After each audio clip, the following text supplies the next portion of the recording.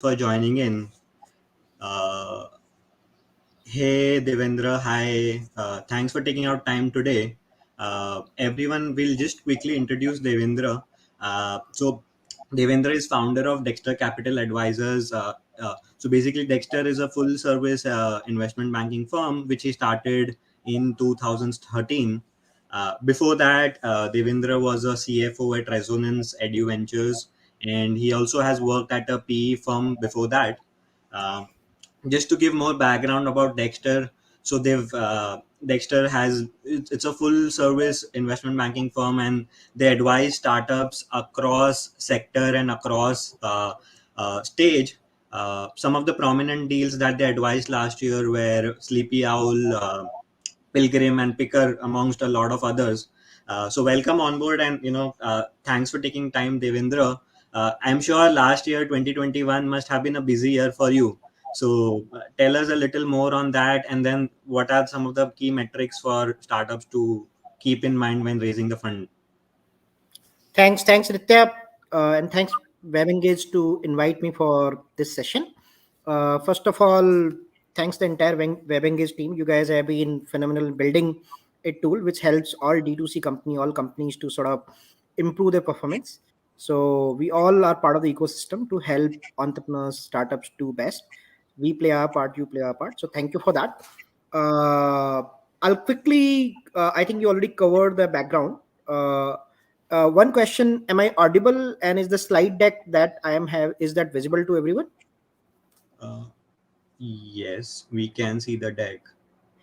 Perfect. So what I'll do is I'll quickly. I'll you already Nitya, you already introduced me, but I'll quickly cover. So I founded three ventures: Dexter Capital, Dexter Angels, and Insta Office. Dexter Capital is a boutique investment bank where we focus on advising Series A to Series E ventures.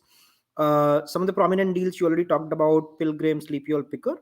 Some additional deals that we did was Dihat, an agri-tech startup, where we advised it raised $115 million. This was a fourth transaction with the company. Some other transactions were in D2C spaces like Arata, other spaces like EdTech, ClassClap, Flipspaces, JeffFresh, etc. We also recently started Dexter Angels as part of Dexter Capital, where Dexter Angels' primary focus is to invest 50K to 250K. We have been investing since last one and a half year in a more like organized capacity. The way it works is there are hundreds of my friends who also want to invest. So wherever I decide to invest, they come together and invest. We invest through a single entity.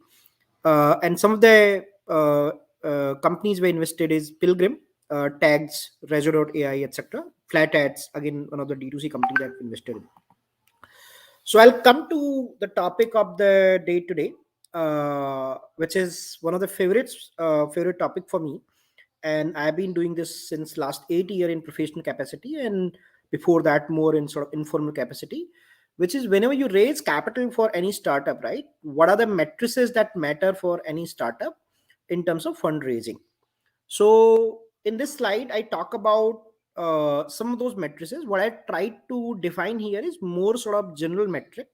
One thing, please always keep in mind, whenever we talk about matrices, they always they always would be with respect to the particular startup that you are running, and would also be with respect to the particular sector or industry you are in this slide. What I tried is more generic metric which any investor would look irrespective of the startup you are, or irrespective of the type of industry. So you can broadly define in, you can say, maybe four sort of category, four or five category.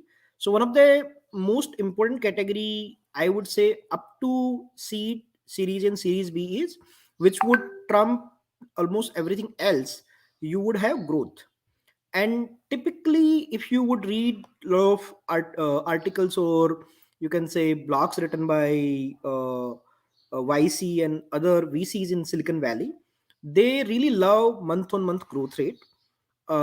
Typically month on month growth rate is sort of, let's say, they would say 30%, 20%, 40%.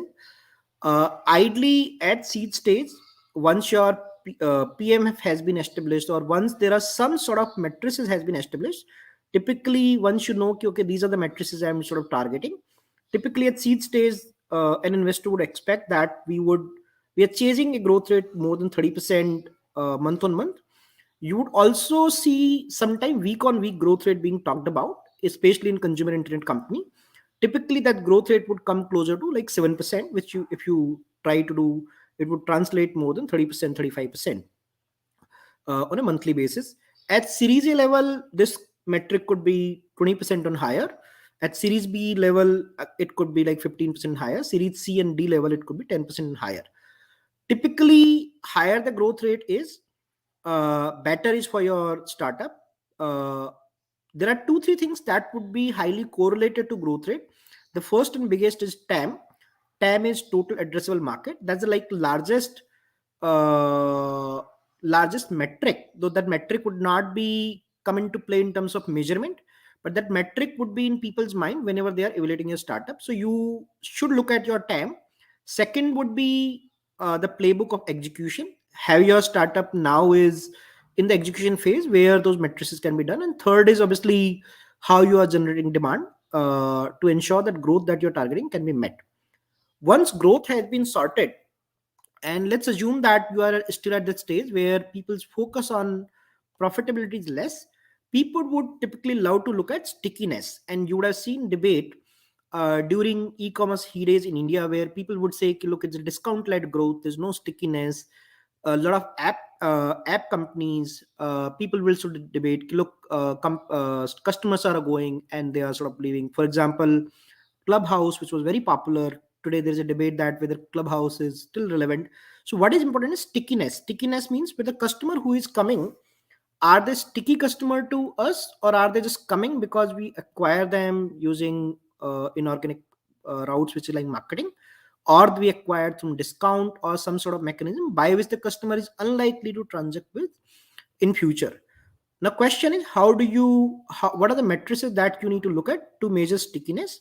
So for a consumer startup, let's say if I talk about D2C startup, and let's say D2C startup is selling using their own website, then the cohort of the customers who are transacting in particular month and then transacting again. So cohort is very, very popular metric that would be looked at. Please remember, cohort as a metric can be used anytime. When we are raising seed funding, at that time people use micro cohort means if you prove it to a very small community or small set of users, can the user set be expanded and can the cohort be replicated on larger user set. It can also be measured at series A, series B level. In fact, the later stage cohort become very, very important factor to evaluate your startup. If you talk about SaaS startup typically is retention. Retention means same customer, whether they are increasing their usage in your product, which means your retention or like growth driven by retention increases in SaaS startup. Third could be repeat. Repeat could be relevant for any company. It could be relevant for ad tech company. It could be relevant for consumer commerce company, where the customers who had transacted earlier are repeating. And again, this metric can be looked at this way. For example, you are in current month, let's say month of January 2022. So you might say ki, okay, in this month 60% users were new, 40% were repeat users. Repeat as a metric could be different in cohort always takes a beginning of month. In a, let's say 6 month back I had X customer, how many are returning in Jan, where repeat says I have X unique or new users, while Y is repeat customer. One metric could be churn rate. Churn rate could be measured in SaaS startup more popularly. How many customers were there? How many have churned out? It can also be measured in any other customer, but it's more popular probably in B2B customers. One metric is NPS. NPS is metric where you try to measure satisfaction of customers. So a consumer internet startup NPS could be less relevant, but for a tech startup which has subscription based, NPS could be relevant. For a B2B startup, NPS is very, very relevant, where the customer is satisfied or not, and NPS is net promoter score, where there are people measure that. The third metric, which is very, very important with both growth and stickiness, is CAC, which is customer acquisition cost. So once you establish there is a growth, once you establish there is a TAM, right? The question is really is, what is the cost or marketing dollars that you need to spend to acquire that customer?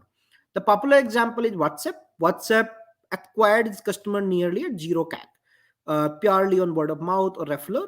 If you take any e-commerce company, let's say Flipkart or anything, you would see their, let's say, advertise on TV, you had seen their performance marketing ads, etc. So that is CAC, right?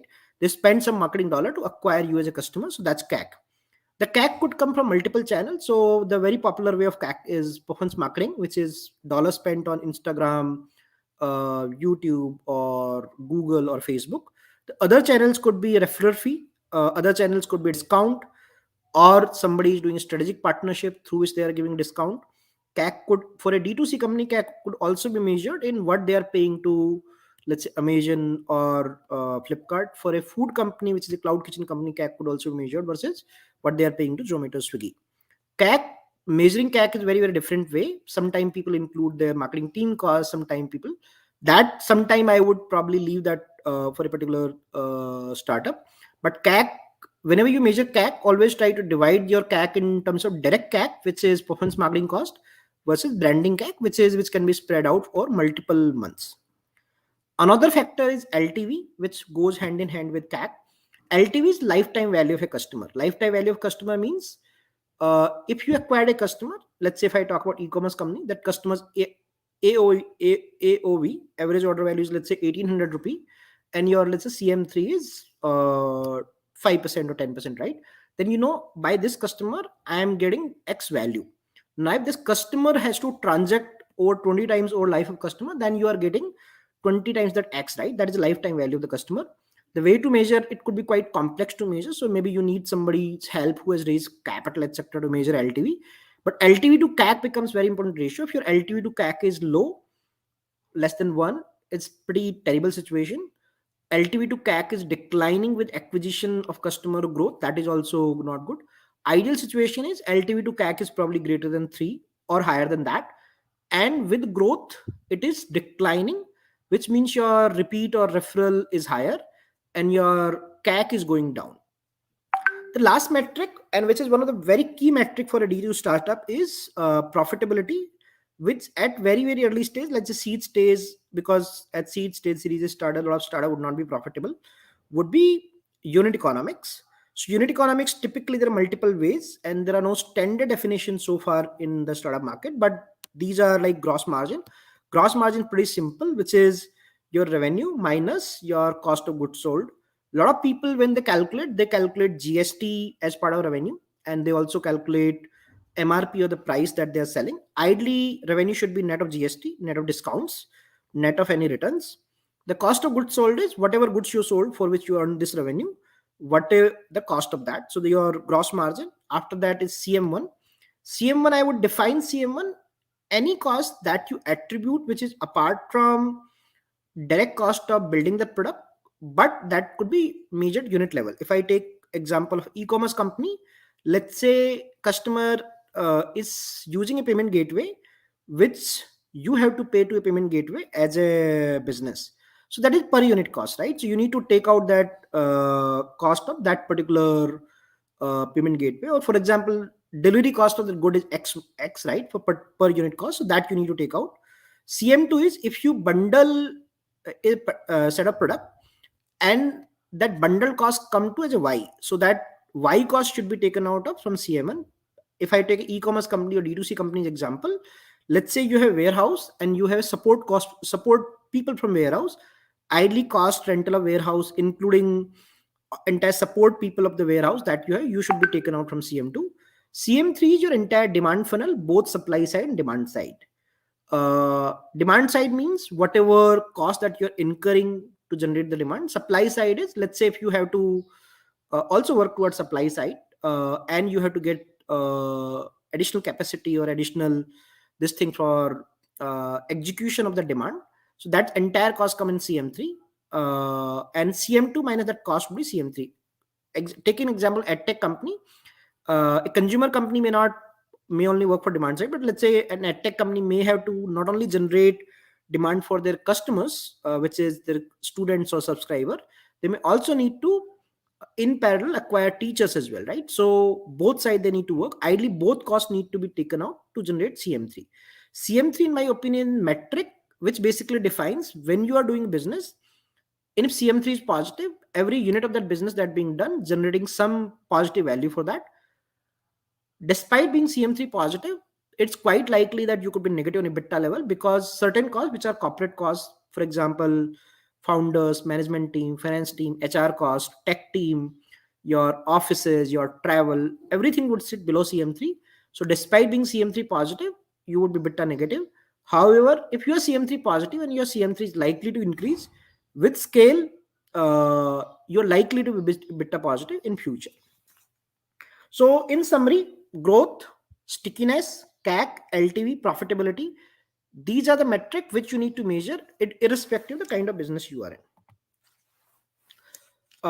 These are key metrics for SaaS startup, but I would not spend more a lot of time, given the probably audience here would be more towards consumer or D2C startup. So in a SaaS, it's ARR, MRR. ARR is recurring revenue, annualized or monthly. Similarly, retention is same customer. What sort of your growth in same customer? Unit economics is typically what is your gross margin, what is your GM, CM, and CM1, including payback period for acquiring customer. Margins, which is gross margin. In a SaaS startup, typical margin could be 90% plus, but ideally it should be definitely above 75%. And engagement, where engagement would really depend on nature of SaaS startup. In a SaaS startup, which is a product where user is acquiring, but it's ultimately paying customer business, it could be DAU, MAU, where it's a different metric. It could be different way to measure the engagement. I'll quickly come to app businesses. What are the different metrics, matrices for app? So for typically app businesses, one of the first thing is you would see CPI, which is cost per install, or CAC, which is cost of acquisition. Then CLTV, ARPU. ARPU is once the customer monetizing, what is average revenue per user. Those are the metric which are acquisition plus monetization metric. Second metric is engagement. Engagement is very, very critical for any app business, and these are typically DAU, MAU, retention. Retention is typically measured as D1, like D1, D3, D5, D7, D15, D30, D60, D90, which is on a particular day, X customer downloaded your app, how many customers are still active after a particular day. That is like retention metrics. Stickiness is basically how fast or how soon the customer is coming. One of the way to measure stickiness could be DAU versus DAU divided by MAU. There are other ways to measure stickiness. Another important factor to measure engagement is average time spent on the app, which is average session time, and that could vary depending on type of app. A social media app could take very high average time spent, while a travel app could actually have a very lesser sort of time. Another metric or engagement would be churn rate or uninstall, like how many customer uninstalled. Another rate could be active customer versus download. Third metric, which is more of metric of product quality, it may not be metric which will be visible to user, but it would be like app load time, crashes, app latency, size of app. These are performance metric which would define the product quality. And again, this would vary depending on the kind of company, kind of business you are in. The easiest way to think about this is, let's say if you use Netflix and if you use Sony Live, you would find a lot of difference between usage of Netflix versus Sony Live. Another metric which people will typically talk about is either you can vanity metric or more metric, which basically are related to size, which is app download, average screen per time, number of registered user, DAU, etc. So those are the metric which are sort of app metric. You would need to define what metrics are the critical for you and what metric you are really chasing. It could be DAU versus MAU, it could be retention, it could be stickiness or average time spent per session. I'll come to D2C companies metric. So in D2C companies metric, typically D2C company may transact through their own website. They may also transact through platforms which are Nika, Purple, or Amazon, Flipkart, or any other sort of channel that's sort of available to them. Now, one of the key metric is MRR, which is monthly recurring revenue. Ideally, when you calculate monthly recurring revenue, you should definitely net it off of GST. You should also net it off of any discount that you're offering. And if there is a return that is possible in your business, you should also net it off. A lot of time we have seen startup founders, just to ensure that they can show more attractive number, including any of those is not advisable. If you are including it at beginning pitch stage, it can really come to bite it later. Our strong advice is not including any of these.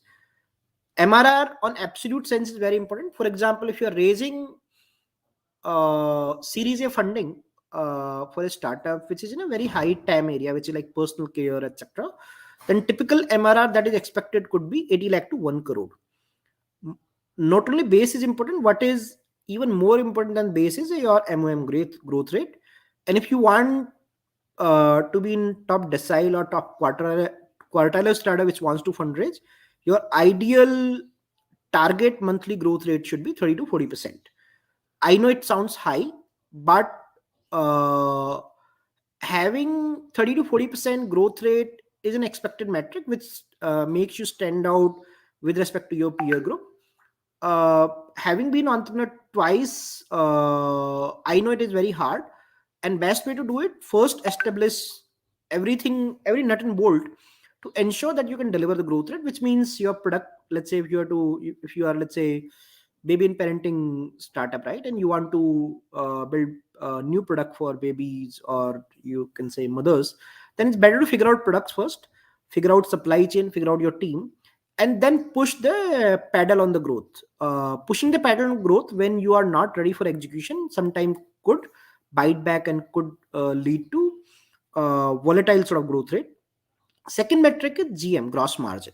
Now, gross margin is very simple. It's function of the price you are selling minus the price at which goods are produced, and that's something you need to always figure out. It's also function of the price at which you're offering good and the discounts that you're offering, right? So you should keep the eye on gross margin. A gross margin which is less than 60% may be considered fairly unattractive. 60 to 70 is considered attractive, and anything above 70 would be considered superlative.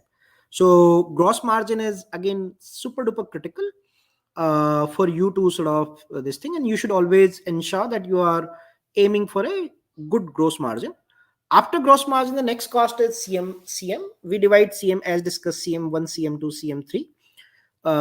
And CM1 would be only unit level cost. I think the slide is written performance marketing, but performance marketing would be after CM2. So unit level cost that would be uh, uh, subtracted from GM. After unit level, if you bundle certain class of products and then you take the cost, example being let's say warehouse and support staff warehouse, and third is a performance marketing, which is like CM3. You should always be very very accurate in calculating your CAC and LTV, and always measure LTV to CAC. LTV to CAC should always be higher than 1.5 to 2, but ideally should aim for it to be higher than 3. And LTV to CAC ideally should have a trend where it is LTV to CAC is going up, which means CAC is reducing and your LTV is going up. That's something you should have laser focus, and I would even consider that should be your north star metric. Another thing is average order value. Average order value is a metric which a lot of people look at, because higher the average order value, that means customer basket is higher, and even delivery cost or logistic cost is also lower. Now, one of the important question is, how do these matrices change when somebody move from one particular stage to next stage? So you can define like three stages when you are literally launch the startup, which is at that time the key things, matrices probably do not play the role. The founder's vision, founding team, the attractiveness of the market, that TAM, etc., play the role, right? Matrices really come into play once a founder has built the product, once the founder has started engaging with the user. An app startup would have started getting users who are downloading the app and start using it. A D2 startup start getting customers who are transacting through the website, etc. So matrices really come into play at that point in time. That I call a seed stage, and obviously every stage after that. So at seed stage, you should focus on how you are acquiring customers, how you are servicing the customers. Your matrices may not be really established. You should probably also work to build friendship with founders in ecosystem who are senior to you, raise capital.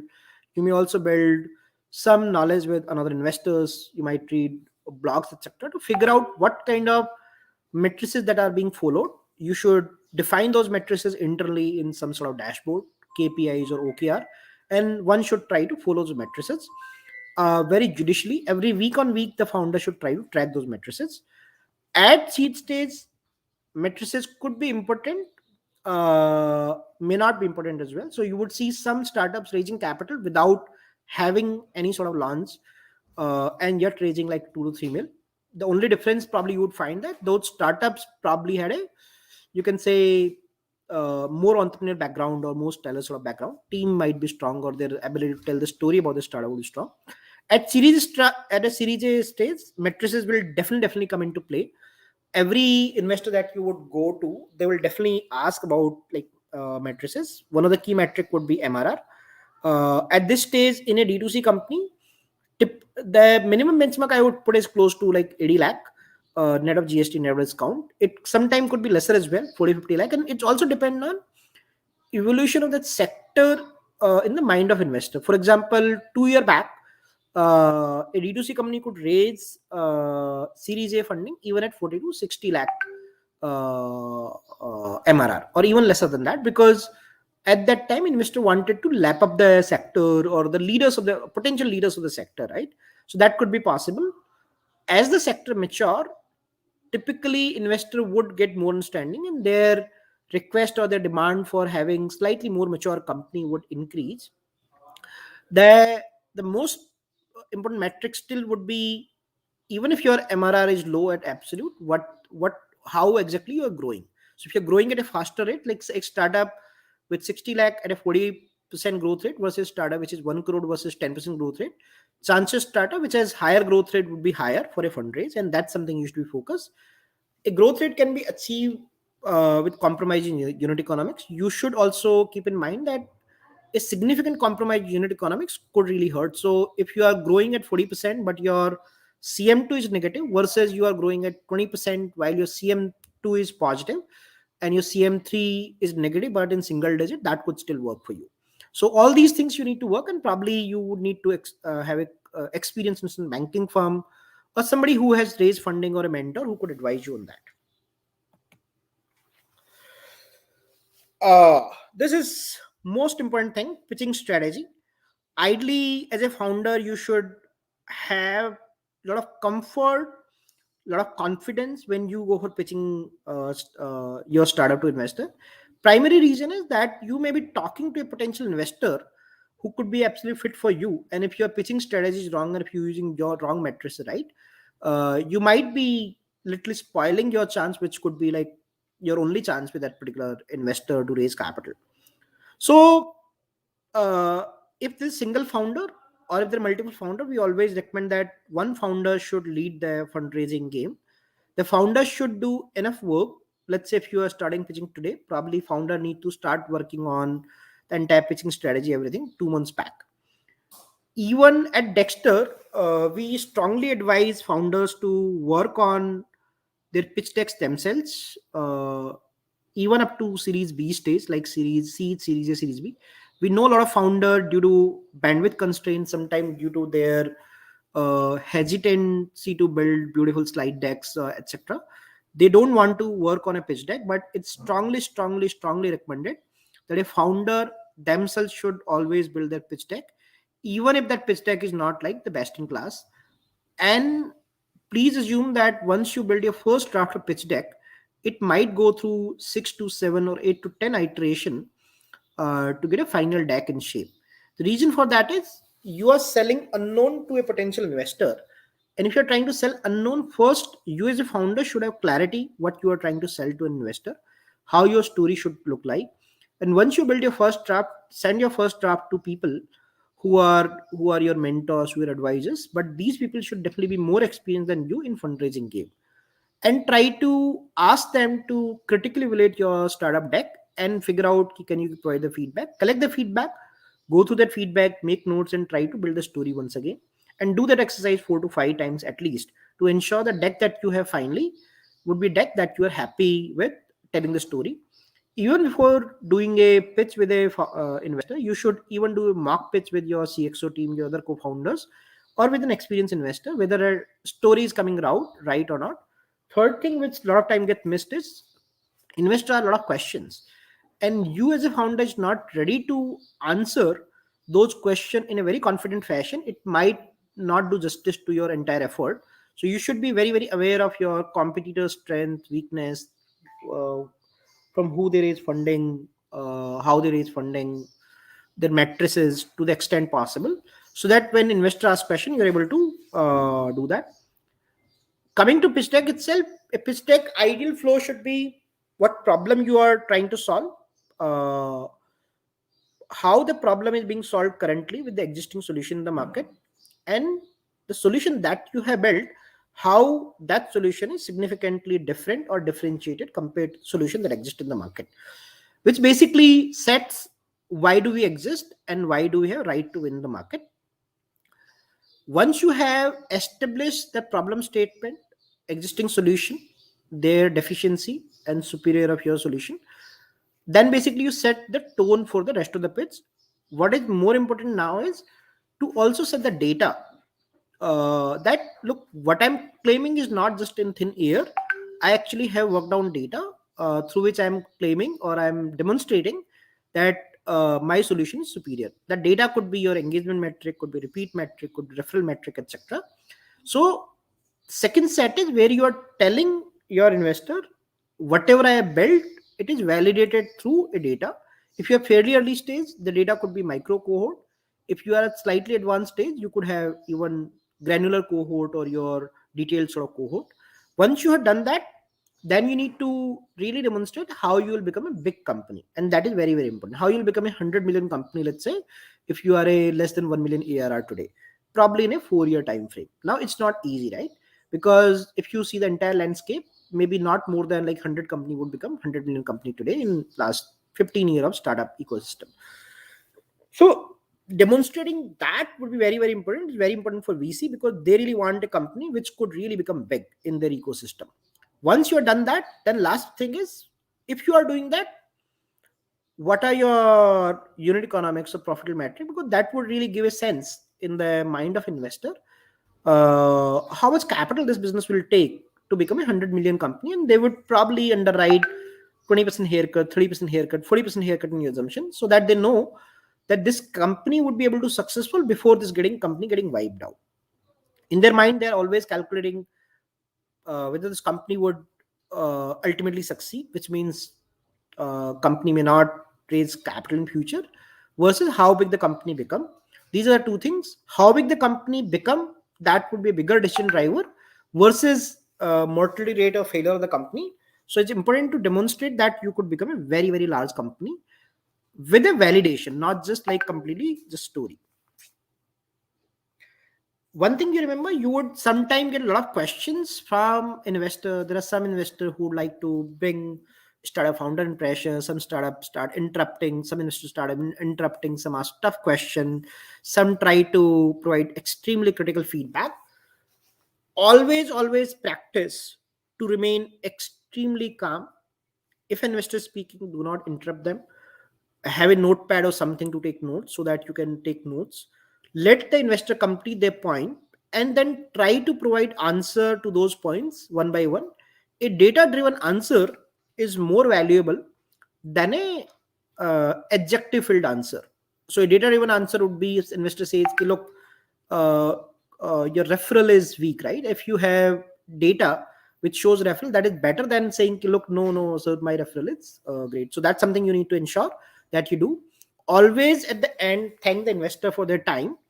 And if you can follow up with an email thanking them, and with whatever data that has been requested during call, or any kind of debate that happened where you could not do justice during the call, if you can follow up with additional data support your claim, that is that's considered very helpful. And a timely response is a real killer in most of these sort of things. A lot of people ask us, given we've done 50 plus round, taking example of other companies in the same sector, कि sir उसने तो 5 million raise कर लिया, 10 million raise कर लिया, उसका तो traction बहुत ही कम था. And what we realize, observing, we done 50 plus rounds, right? So we probably have observed more than 100 founders. What we observe is storytelling skill in fundraising, apart from a lot of things that a founder doing, become extremely crucial. And you should always be very honest or very genuine asking feedback before even your pitching starts, because that's skill itself would define whether your chances of success in a fundraising would be how much, keeping aside that two or three startup may have similar numbers. So always ensure that you are able to tell a very coherent story. You are able to validate that story using the numbers. You are able to provide logical answer to everything that you are doing. So those things are very very important. If you do not know uh, if you do not know about a lot of things, it's better to practice, prepare yourself beforehand. And then this thing, always when you even preparing, keep the notes with you, keep the answers of questions handy with you, so that you're able to present a coherent story to the audience, especially the investors.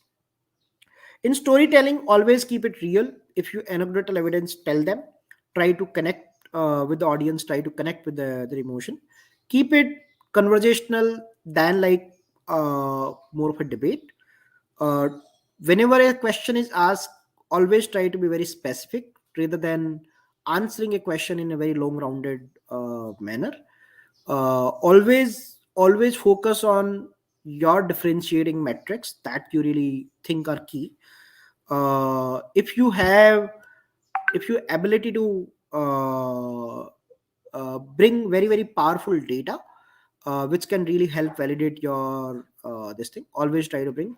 Always try to also compare with, if there are examples that exist in US, China, or any other country where the concept like yours has been successful, and use the data from that, so that you can appeal to investors. Look, there are other success validation stories. uh, so typically fundraising, how much time it takes. A lot of people have expectation, I'll start fundraise, I'll complete in like 2 to 3 months. Generally doesn't happen. Always assume when you are trying to do a fundraising, and if fundraising is being done from an institutional investor, minimum time that would be required would be 4 months time. The median time that could be taken would be 5 to 6 months. What you require, ideally, a founder who is CEO and who is also the largest stakeholder should lead the fundraise. If there is imbalance due to something, always try to address that upfront, so that the person who is the best storyteller, and also the person who is the CEO, and the person who is the person who is hold the maximum stake, that is the person that should do. Sometimes we've seen senior founders who have been CXOs, they do not come themselves. They sometimes send their other co-founders or chief of staff, etc. If they feel from other side a junior person has come, never ever do that. It doesn't matter who is coming from other side. As an investor, the partners are, you can say, limited, and one of the central work for partner is raising capital for their own fund. So their primary job is that. Second part of partner is also to take care of the portfolio company. So it's practically impossible for partner to come for every call. So if you see an associate or even an analyst or an AVP is coming, AVP or VP is coming, please give them due respect and make the pitch as coherent as possible. There are enough examples in history where an associate level person or a VP level person or an analyst person has taken the deal internally. He's become champion of the deal and he's taken it through. Right. So your job is to ensure that you do justice and never even hesitate, never even give a pitch which is half-hearted. Apart from that, you probably need a great finance team. We've seen a lot of founders struggling with the data when investor request the data. Investing a momentum game. When you invest, when you pitch, that the day the memories they're fresh. And typically every investor, typically a weekly call, which is Monday, Tuesday kind of thing. So if their request for data, ideal time to respond on data is 24 hour. I would see only 10 or 20% founders are able to meet the timeline. Most of the founders are not able to meet the timeline because they do not have time, or they don't have a great finance team setup which would have data ready. Always ensure that you have most of the data ready upfront. We call it data room, and when we work with company, we try to put together data room upfront, so that whenever investors are questioning, that data room is ready upfront. Sometime it may be wise to appoint instant bankers. It's a decision sometimes gets debated, because some investors or some people feel that if you are appointing banker, your startup is not good enough. That's not the case. uh, what matters is the quality of banking firm, quality, the credibility that banking firm carry in the market.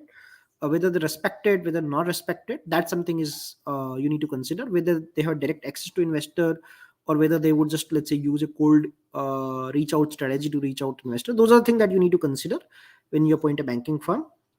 uh, Always ensure the CEO or the founder who holds largest stake lead the fundraise. Some of the things which are more of hygiene things: always be transparent and honest. At no point during the entire fundraise, company, either verbally or in writing, should make a false statement.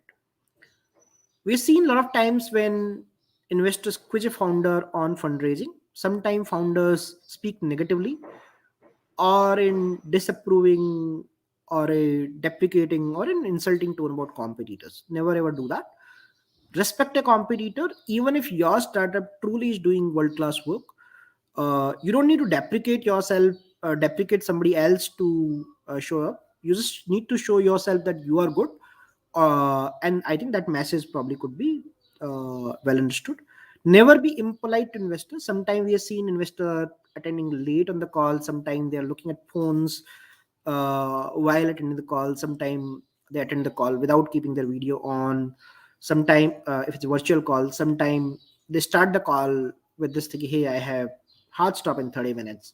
All these things emotionally sometimes hit founders, and sometimes they at subconscious level they try to give it back to investor. uh, always always ensure that you are giving the due respect that investor deserve. Never ever directly indirectly be impolite to investor even a slightest time.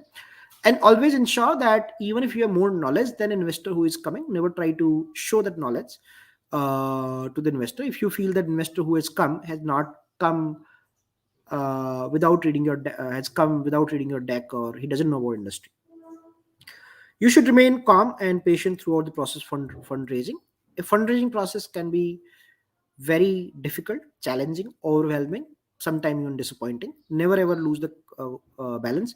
Always remember, you just need one lead investor who believes in your story. Sometimes the lead investor could be available once you pitch to 80 plus investors. Idly post the call, you should remain in touch with the investor and thank him, and always follow up the next step. Or if there are next steps which are defined in the call and those are in your bucket, always try to do in time frame. Typical time frame we advise is 24 hour to 48 hour. Anything more than 48 hour, basically you're losing the momentum. Sometime an investor has passed on a deal and they have not defined any new next step. But if you feel that you are relevant for that investor, and you are not like completely passed from a size or a sector specific perspective, then always update the new investor with a specific milestone that you reached, which is significant for you or your company. Whenever you engage with investor, there are two things that you can do. In the beginning of the call, you can always ask, have they looked at the category or have they looked at any other competitor? This ensures two things. If the investor has already invested in a competitor which has not been announced, investor would be forced to speak up about the conflict, so that you can tailor your story. You may not want to divulge too many facts in that case. The second thing which you can do at the end is, I typically tell 3 pointer strategy. One is whether they like the sector in general and they find the sector interesting. Second thing that you can always ask is whether what is their initial perception about the team and the way you as a founder or the team is going about solving the particular problem. And third and last thing which you can ask is, with respect to their milestone in terms of where they typically like to come and write a check, where are you with respect to traction? So an investor might you might be early for the particular investor, and it's better to ask upfront. If they say early, you can always ask, sir, I'm at X level, I probably could be at Y level in March or whatever time frame. At what time frame they typically come? Those are all. Happy to take any question if there are any from audience. Thank you so much, Devendra. The session was quite insightful, and I assume that must be the case for a lot of our founders who are watching this today. We do have a couple of questions from the audiences, so I'll just read them out. One was around contribution margin. So what is CM1, CM2, CM3, and what were the differences? So there was some more clarity needed on that, and maybe you could take an example and explain it a little again in a little detail. Sure, sure, sure. So first of all, there's no standard definition around CM1, CM2, CM3. We as a Dexter are still trying to define and trying to make them standardized. Probably we might want to publish something, but my understanding, which I use when we pitch for startups, is uh, first you have revenue. Uh, Revenue is net of GST, net of discount, net of returns, which we call net revenue, because sometimes people use gross revenue as a figure to call, including GST, etc., which also gets used. After net revenue, if you take out COGS, COGS is the cost of the raw material that has gone for that. That is GM. After GM, whatever the per unit cost of selling per unit, for example, it could be payment gateway, it could be delivery cost of that delivery of that particular thing.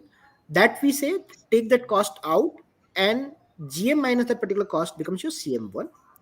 Now let's say if you're selling a bundle of this thing, right? Let's say you have warehouse, or you have you can say some central cost of that particular warehouse or support cost, those costs can be taken out and sort of become CM2. Now if you take the entire revenue basket, let's say you're doing 80 lakh rupee monthly revenue, and to generate 80 lakh rupee revenue, you're doing certain marketing cost.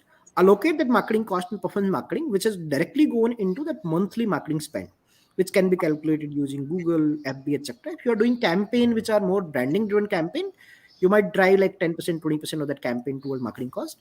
Whether you include your team cost in the marketing cost, sometimes people do that, sometimes people don't do that. There's no standard definition though. So basically, simple thing, whatever cost that whatever the cost that can be attributed to generate the entire revenue for that particular month is a cost that you should subtract to get to CM3. The cost which could be below that would be new product launches. That could be below that. The cost which is being factored into still sort of product development, tech, etc., could be below that. So those are the costs which will be driving the future growth, right? That could be below that. And other central costs which are more standard, like finance cost, HR cost, your traveling cost, your office cost, admin cost, right? Your G Suite cost or your founder team cost, that could be below that, and that would be above. That would be once you take out the cost, that you will get the EBITDA.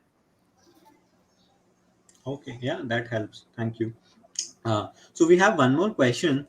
So generally, it's said that fundraising is kind of a full-time job, and you said that a minimum time frame is around 4 months. A median is 5 to 6 months for a startup to fundraise. So it does eat up a lot of time from the founders. So how can a founder balance, and how much time can they allocate, right? Running the operations of the company versus focusing on the fundraising. What's the ideal time frame, and how should they balance this as well? Or should one founder be running the show and other founder be fundraising full time? How to go about this? If there are more than one founder, it's strongly advisable that one single founder run the entire show, and other founder have the trust in the founder that he's running the entire show. So that is absolutely right advice. We never advise more than one founder going for pitching, etc. Single founder should do the entire job. That is one. Second thing, we always advise two things irrespective of the stage of founder. One, having great finance team. Great finance team does not really mean like you have a very accounting driven person, but you're an analytically driven person who is your finance manager, CFO, so that the person can ensure that whatever data is needed, that data can be culled out and can be given to the founder. So that is one aspect. Second aspect that is needed once again is the founder may also have a chief of staff. Which we strongly started recommending founders these days. A chief of staff, a person who can, let's say you're pitching to a fund in 4 hours, right? And founder is doing firefighting in terms of building. The chief of staff can provide a little bit research about that fund. We as a Dexter always create a WhatsApp group and we provide those things. Which partner you are talking to, what is the partner's background, what is the portfolio company, etc. But if let's say you are working alone, you are not using a instant banking terms help, right? Those things a founder should have a chief of staff who can provide that. A chief of staff can also be part of the call, who can take notes, what are the items that needs to be responded back immediately after the call, I, etc, etc. So those are the things needed. Ideally, if you have a chief of staff, you have a good finance team, you can say you can cut down your time from full time to 40%, and 60% of your time will go in fundraising. If you have chief of staff in banking firm, your time could come down to 40%. Anything less than that would be impossible. So if you are raising fund, 40% is minimum time frame, but it could very well be a full-time job, like 100% of your time may be going towards that as well. All right. Okay. So we have one more question from the audience, which is specifically for D2C. Do metrics change from a perspective of a startup which has a high AOV but a moderate repeat frequency, which is probably once a year or once in 6 to 8 months, probably like a category which is a travel luggage or a furniture or a mattress, etc., versus a FMCG high repeat kind of a category. So do metrics change across high repeat, high frequency versus a low repeat and high AOV uh, category? Yeah, metrics will definitely change. For example, let's say if you are dealing with mattresses, you may not have a gross margin of 65% or higher, right? Sometimes those will change. In furniture, you may not have. In those cases, I think an investor would be smart to understand what we are sort of talking. The only thing is, let's say if you're dealing with a very high AOV category, and your, let's say, ARR is 3 crore, and you expect, look, I should get the same valuation which a category which is selling shampoos or personal care product, I should get, you may not get, right? So you yourself probably have a realistic sort of expectation. Second is, in these categories, you probably need to do work more in terms of defining repeat frequency, GM, other startup which may be publicly listed, their gross margin, etc., to categorize and benchmark yourself in that, because the benchmark that the investor would have in mind may not be relevant. So you need to ensure that you are painting a story in terms of benchmarking yourself correctly rather than incorrect position. And there you need to do research more and try to define more in terms of frequency. Somebody might say, look, your cohort are bad. So rather than saying cohort are bad, in my category, when I'm buying mattresses, typically a house would not buy mattresses more than once in a year. So if my cohort is X, that cohort is better because the shampoo is used daily. And obviously shampoo will get finished in a week or 15 days time, versus mattress whose life is 2 years, 3 years. So that's something you need to argue as a relative frequency and say, look, relatively I'm doing better. All right. Okay. So one more question is, since you're talking about valuation and things like that, follow-up question around that is there any science behind the valuation and how do investors come up with these valuations? And second is, also we've seen rounds, which is, for seed round or a series A also, there are different round or check sizes again, right? So there's not like a simple answer to this. So how is there a science behind the check size as well, like how much the founders and the startups should raise and what valuation they can aim for or ask for? Any science or framework behind that as well? How do you come up with that? Very good question. Typically, there's no science. It's more of a art than science. But if somebody still wants to go and delve deeper into it, there are two methods typically used, which you can say are a derived method, don't actual method. Actual method is one.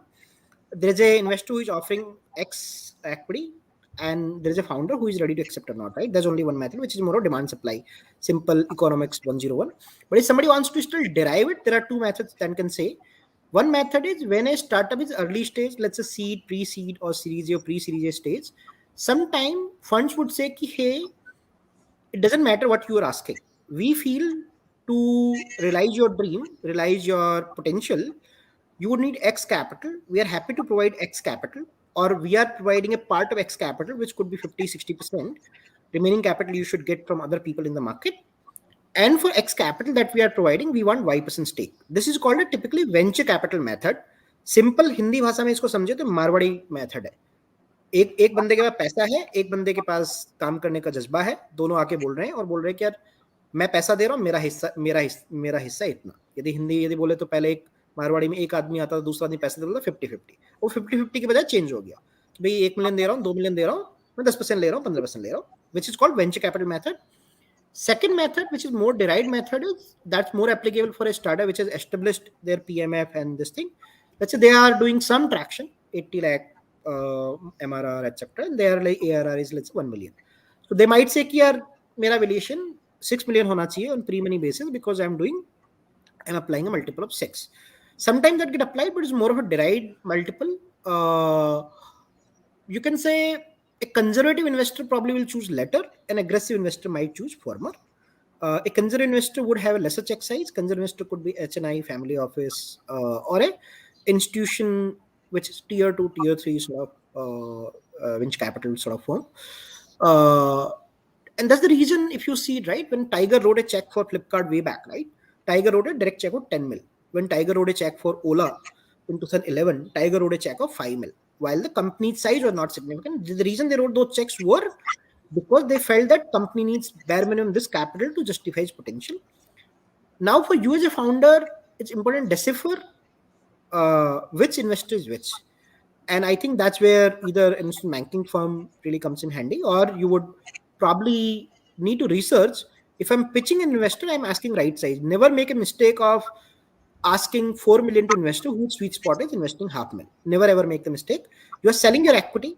You're not selling a packet of your equity. You're selling equity which is more continuous. You're not selling a discrete equity. Try to sell continuous equity, generate more demand for your equity, and then we then try to packetize कि okay अब इसको आधा million देना है, इसको 1 million देना है, इसको 1.5 मिलियन देना है. Okay, yeah, thank you.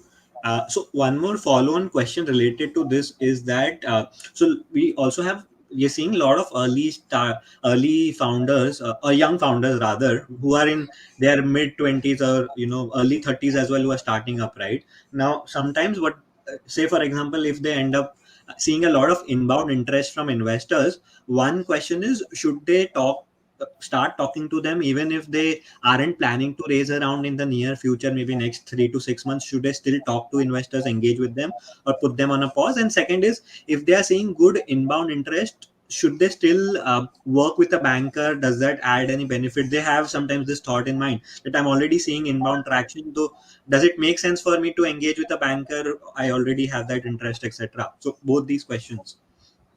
My answer is strictly no. Uh, Typically, what would happen is an investor would reach out to you in three scenarios. Scenario number one, they heard great things about you or your company, they reach out, in which case they are actually looking to invest. Scenario number two is an investor is trying to build a thesis about a sector and there is active work happening, which means the investor would reach out to every startup in that category. An analyst and associate would sort of, let's say, typically reach out. Third, which is more riskier position for you, is investors actually looking at a competitor of yours, and to assess that company, they are talking to you. The reason I said no is in first category, obviously it's appealing thing, right? कि यार पता नहीं investor ने पैसा दे दिया तो, and obviously somebody sends an email from Sequoia and Access, suddenly you feel excited. And raising investment is very long process. A single call doesn't make really change anything, right? So ideally, you should not engage till you are ready. The reason is because typically you get to present your story in a very unique way in once, and if you are not ready, right, you might say certain XYZ about your startup which you feel is right, but maybe it's better for you to do hard work of engaging about your startup with the particular investor in right way. So it's better to have send an email ki sir, we are not raising capital, and we'll engage maybe 2 or 3 months later. You can note down that investor name in a particular category. If investor is really gung ho about your startup, right, trust me, if it's category one, the investor would not leave any stone unturned to reach out to you. Investor never want to miss out next Google, and if they feel you are next Google, they are not going to leave you. Okay. And the follow-up question around this is, if there is already some inbound interest, so sometimes founders do ask that, is it, should we work with a banker in this case because we already have interest, or does it make sense for us to work directly with the investors? Your thoughts on that as well? I strongly recommend working with a instant banking firm, not because I run instant banking firm, because at least three things should not be done by a founder. One is, you can say, engaging on valuation, but valuation is arbitrary, right? You can offer Y% for your dilution for JAD, right? As a founder, your job is to minimize your dilution such that it doesn't jeopardize the deal, right? So that part can be really brought the value by the founder.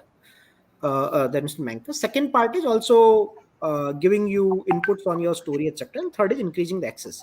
If an investor is coming and an investment banker can bring two or three more investors on the table, right, then your value could be really, really increased.